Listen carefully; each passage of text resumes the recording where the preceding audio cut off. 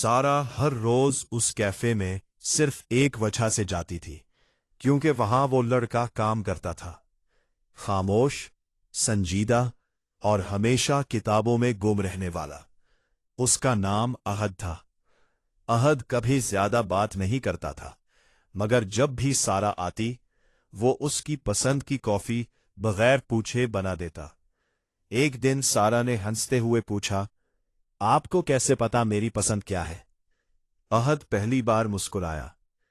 کچھ لوگوں کو سمجھنے کے لیے باتیں نہیں، بس غور کرنا پڑتا ہے۔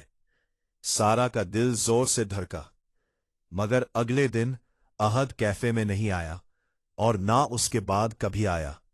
سارا بے چین ہو گئی۔ پھر ایک دن کیفے کے مالک نے اسے ایک چھوٹا سا لفافہ دیا۔ احد، یہ تمہارے لیے چھوڑ گیا تھا۔ کانپتے ہاتھوں سے اس نے خط کھولا۔ اس میں صرف ایک جملہ لکھا تھا، کاش تمہیں کافی سے زیادہ میری عادت ہو جاتی۔